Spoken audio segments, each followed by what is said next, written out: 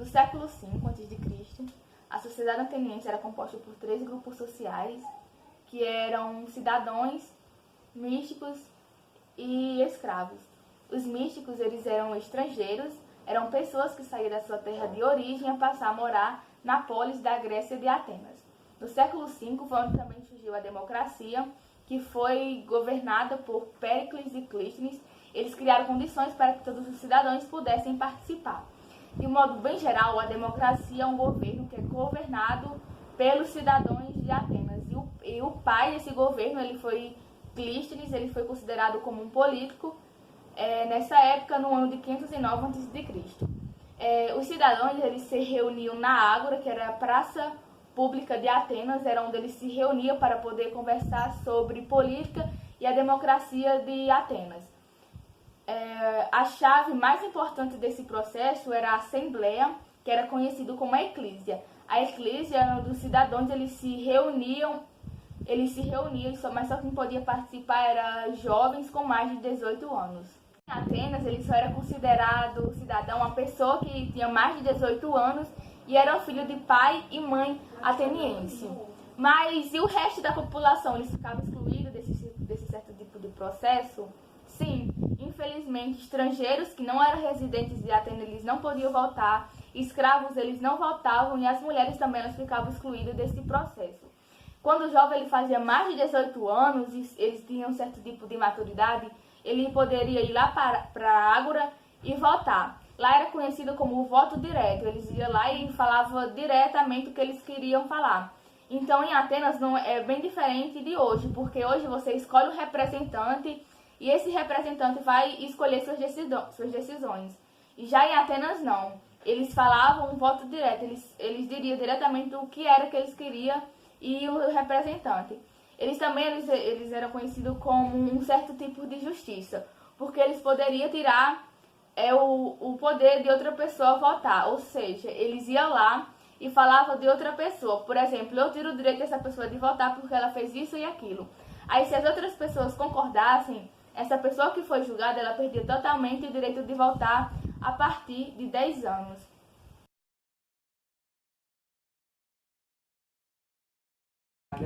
Os sofistas, eles eram considerados mestres da retórica, eles acreditavam que a verdade é múltipla e imutável. Protágoras, ele foi o mais importante sofista dessa época. Na Grécia Antiga, haviam profetas que eles saíam pelas cidades ensinando mediante pagamento a arte da retórica às pessoas interessadas. A principal finalidade de ensinamento era introduzir ao cidadão na vida política. A retórica era um certo tipo de arte que fala sobre falar bem e sobre argumentar. Então, nesse sentido, os sofistas eles ensinavam quase sempre sobre o desenvolvimento da reflexão, ensinando a retórica. Como Larissa disse, os sofistas eram professores que passavam o seu conhecimento para os alunos, só que por meio de pagamento. Eles não repassavam o conhecimento de graça.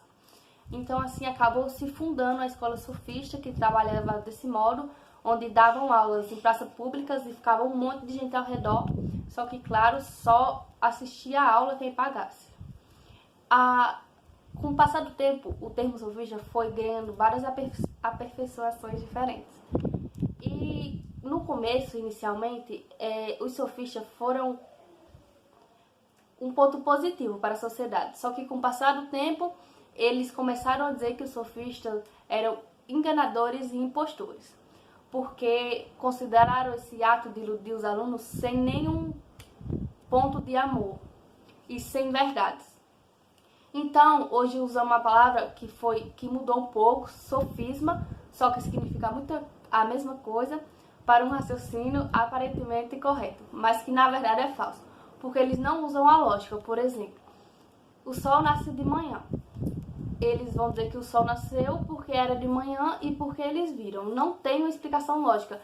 Muito diferente dos filósofos que procuram até o último ponto, até a última explicação porque o sol nasce de manhã.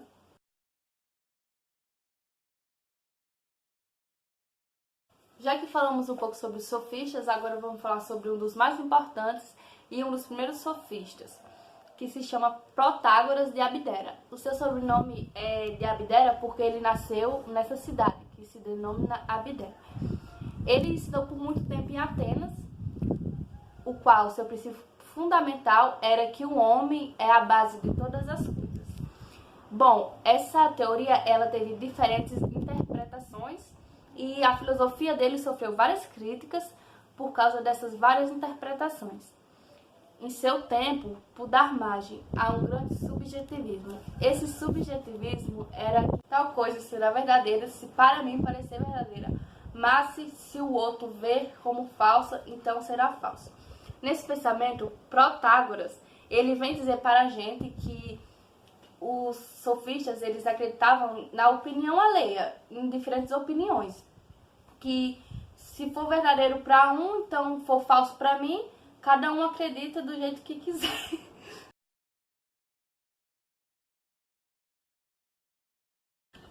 Vamos conhecer um pouco sobre Sócrates e também a sua dialética. Sócrates, a gente não sabe muito sobre ele não deixou registros, não deixou nada escrito. A gente conhece ele a partir de Platão. Platão foi um seguidor de Sócrates e contou sua vida para o mundo, contou a vida dele para a sociedade, e é assim que a gente conhece Sócrates, a partir do seu seguidor, Platão. Sócrates era filho de uma parteira e um escultor, assim como a mãe dele. Ele queria ser parteiro, mas não parteiro de gente, de crianças, de meninos, meninas, mas sim parteiro de ideias. Ele queria dar à luz a novas ideias no mundo, fazer com que novas ideias nascessem. Ele se assemelhava um pouco aos sofistas. Por quê? Porque ele dava aula em praças públicas, falava sobre a política, mas ele não cobrava para que isso acontecesse. Ele fazia tudo isso grátis. Ele, ao longo da sua história, ele foi deixando a filosofia pré-socrática de lado e foi mais para a filosofia que estuda a sociedade. Ele não queria mais saber o porquê da origem da humanidade, a natureza, não. Ele queria saber sobre a sociedade, os mistérios da sociedade, o que acontece na sociedade.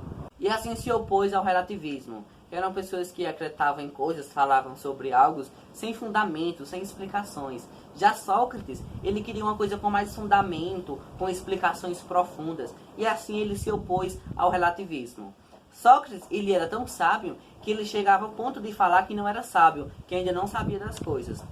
E os diálogos de Sócrates, a gente pode dividir em duas partes, que é a refutação ou ironia e a maiêutica. A refutação ou ironia, Sócrates, ele se fingia de ignorante. Ele iria para os locais, falava que não sabia de nada e começava a interrogar as pessoas. E nesses interrogamentos, ele iria fazendo várias perguntas, levando as pessoas a refletir mais sobre o que falava, a verem que o que falavam estava errado ou que estava certo. E a partir dessas reflexões, ele se dava a maiêutica, ou seja, são as novas ideias que foram surgindo. Então Sócrates interrogava as pessoas, se fazia de bestinha, se fazia que não sabia de nada, para a partir das suas interrogações, das suas perguntas, fazer com que novas ideias surgissem naquele interlocutor.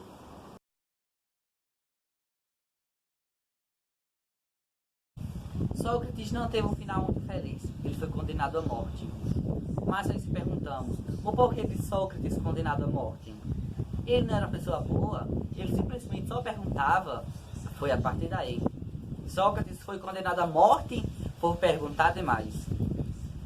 A gente consegue ver o poder da pergunta, que tanto Sócrates acreditava, que a interrogar as pessoas, de perguntar às pessoas, de conversar com as pessoas. Sócrates simplesmente foi morto, condenado por perguntar demais. Mas se perguntar é causa de condenação, é causa para ser morto, na de Sócrates foi. Porque Sócrates, ele conversava com as pessoas e fazia com que as pessoas acreditassem em outras ideias.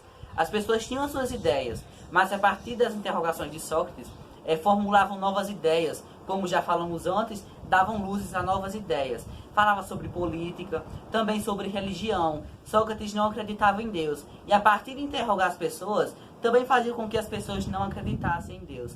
Então as pessoas daquela época, eles se sentiram ofendidos, se sentiram ameaçados. Então o que fizeram? Vamos condenar Sócrates à morte, porque ele está fazendo com que a sociedade mude, mudando as ideias das pessoas. então ele foi condenado. Ele tinha direito a advogado, mas olha o que Sócrates falou: juiz, me condene pela razão, eu não fiz mal nenhum, eu apenas perguntei, então o Senhor me condene pela razão. Mas não adiantou, Sócrates foi condenado a beber veneno e faleceu.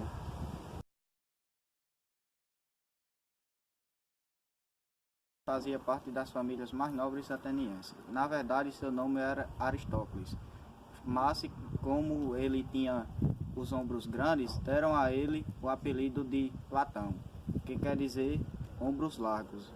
E Platão foi um dos discípulos de Sócrates e consideravam um homem muito sábio e justo.